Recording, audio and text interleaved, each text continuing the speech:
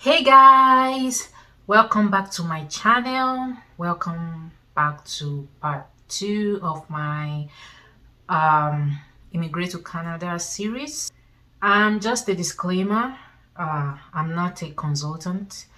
This is solely based on my own personal experience on how I got my own study permit to come to study in Canada and how I did it entirely by myself.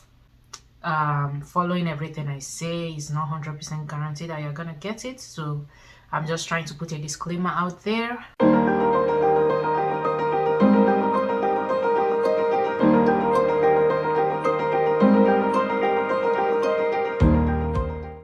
So just a recap of the first part of this series, I actually talked about the very first step where you have to first of all make the decision on the purpose of you coming to study here. If you want to work and stay after studying, because that will impact your choice of program.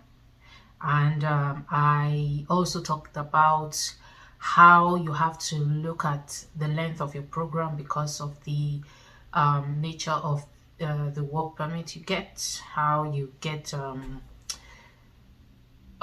work permit based on the amount of years of studies that you did. So I'm going to leave the link to the video in the description down below, so you can watch the first part to be able to catch up on what I discussed there. Before you watch this, I will encourage you to watch the first part first. Okay, so on to today's video. I'm gonna be talking, hang on, I actually made a note because words does not come to me easily, so I have to like make a note to be able to remember everything I have to discuss. So if you remember the last video, I talked about checking the requirements for this university that you want to study in. And for a lot of universities in Canada, you have to do a language proficiency test, an English test. There are some few schools where you are not obliged to do it based on the country you come from, or if English is your first language. For me, those were the kind of schools I was looking for because I wasn't ready to take the English exams. I hate taking exams, by the way, so I started weeding out the schools that were asking me for IELTS or any other English exam. I was weeding those schools out because I didn't feel like stressing about it. But if you take the English exam, you definitely have a wide variety of schools to apply to. You have more varieties of schools. So once you check and you see that your school of choice, the school that you desire to go to, is asking you for an English test, then you have to like book it in advance. I'm not sure how you do the IELTS exam. I don't have experience with it. The only English exam I did this year was the Canadian one. So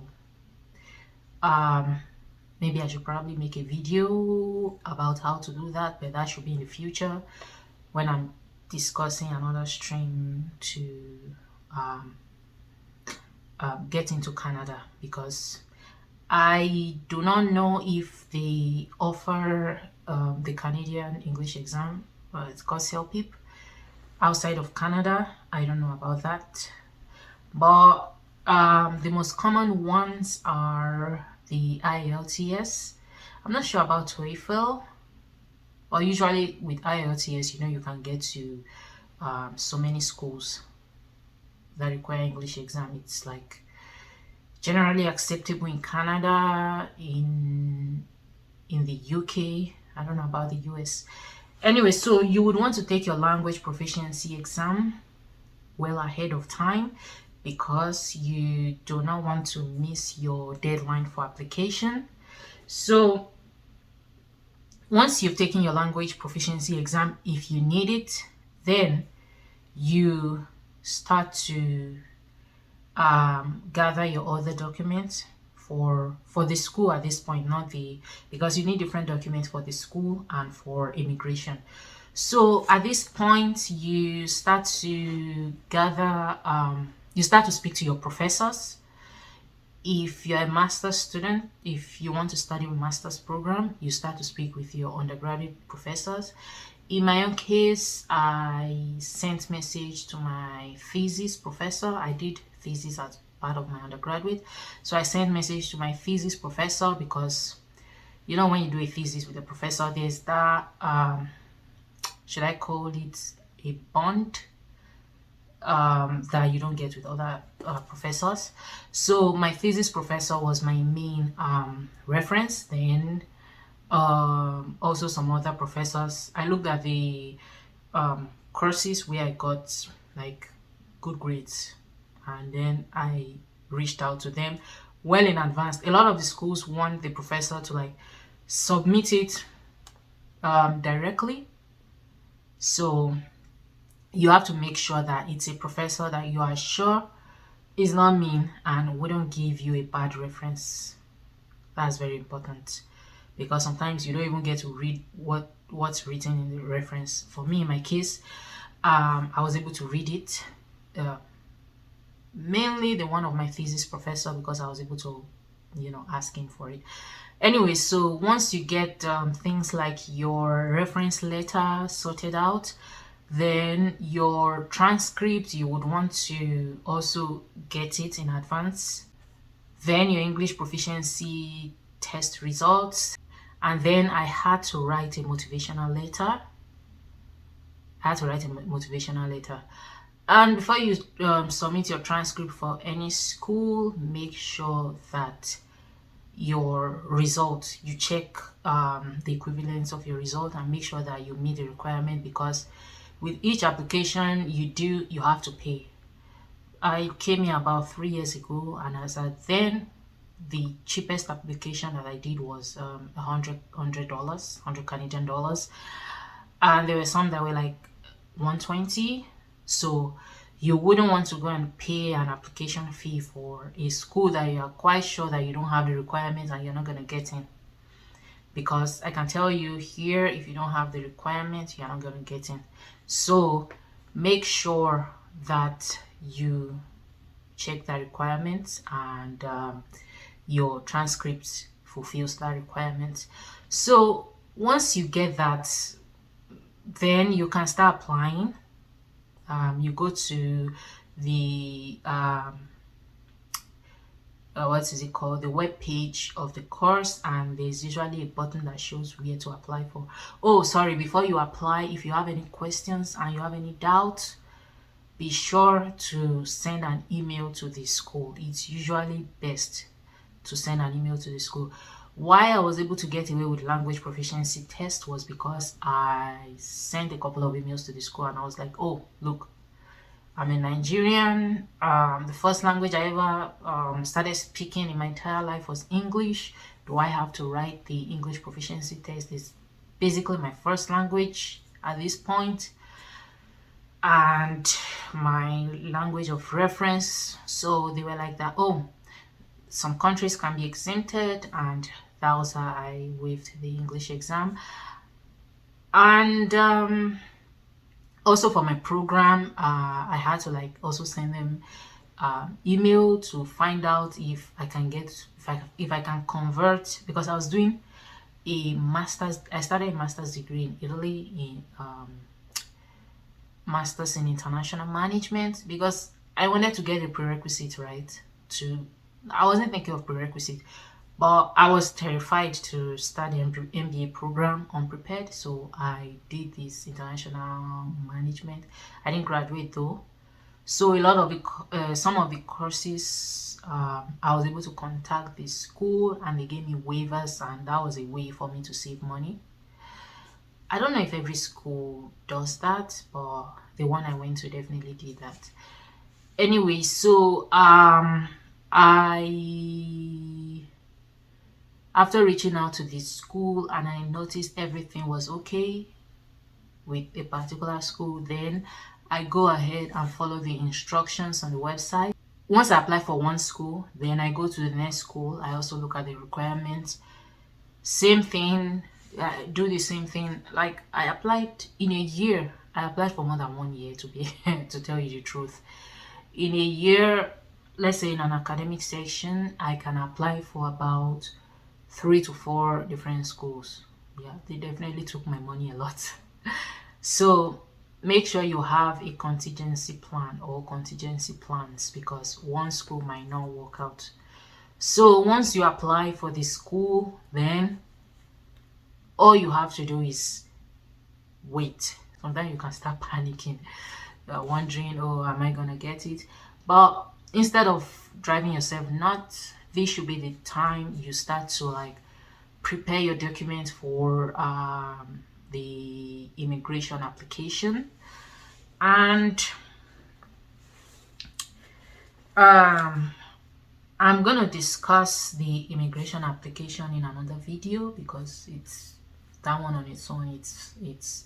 It's a lot. There are so many factors that you have to put in place because um you could actually get admission to all your schools, and then the immigration will still find a reason to tell you no. So it's definitely important that you submit a very complete application, even go beyond what they are even asking for. Like I went beyond what they were asking for. And well, at this point you can start, instead of idling around, you can start thinking of going to the Canada website. So you will start to check for the documents that you need. One of the things I started doing like on time was my statement of purpose. That thing is so, I don't know why it's so hard for me to it's so hard for me to write. Like you don't know what they're expecting. And so while I was waiting, I was getting things like my resume written for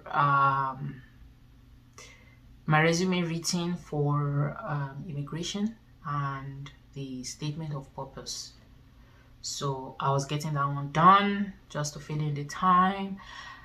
And basically you just wait. You wait for the school. That is the hardest part, like waiting, because and I'm gonna tell you it's possible that you get more than one rejection. That shouldn't be the end of it. There's always a school out there for you. So getting one rejection is not the end of the world, and that's why I said um it is better to have contingency plans. Like you should have like about 4, if not even 5 schools that you have lined up in case one rejects you. I had a couple of rejection. Honestly, I had a couple of rejection. There's one that I wanted to go to. I think it was in Newfoundland. Yeah, and we got to the interview, and I didn't expect that they would be asking me questions about a course. Like, who does that? And then I just failed it. But luckily, I had a couple of about 2 or 3 other options that I relied on, and that was what later worked out. So, sorry. One of the other things I'm going to say is that when you are looking for schools, make sure you research the city where the school is. For me, I didn't want to go to a place where I'll be spending a lot of money on rent, or a place where there are no jobs.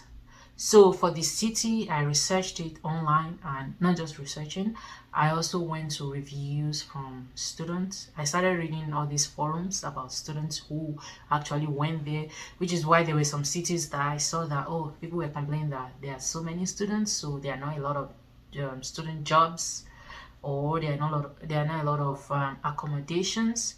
So that was one thing I looked at too.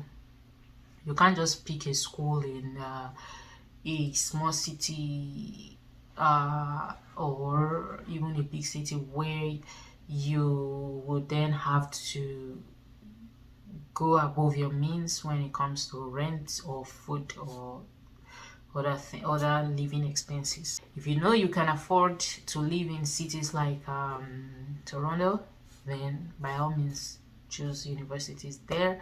If you know you cannot live there, and uh, don't just plan on don't just imagine that you are going to get a job that is going to foot all your bills, or you're going to get a job the very minute you land in Canada. So put that in mind, that you should be able to afford the city where you choose to school.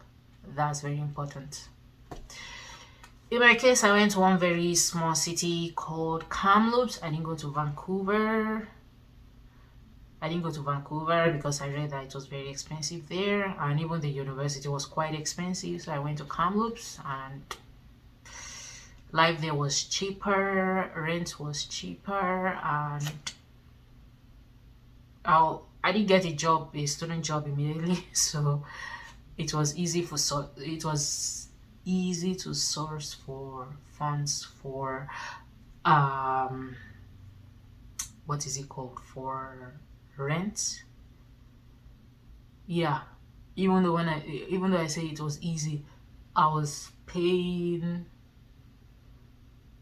like typical rent was like 500 for one room. Of 500 is if you're lucky, but usually 550. Mine was like 550, which for me was a huge deal because I was coming from Italy, where during my undergraduate I was paying $175, well, 175 euros for a room. So anyway, eventually you get used to it. So that's that.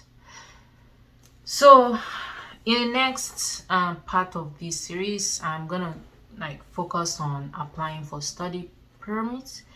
That one is very long, so I'll probably it's gonna be an entire video, and it's probably gonna be a long video, because applying for study permits, I know I got burned the first time I applied. I got rejected, and then I took the lessons from that and applied again. And I'm gonna share with you both stories, both the one I got rejected, why I got rejected, and the one I got approved for.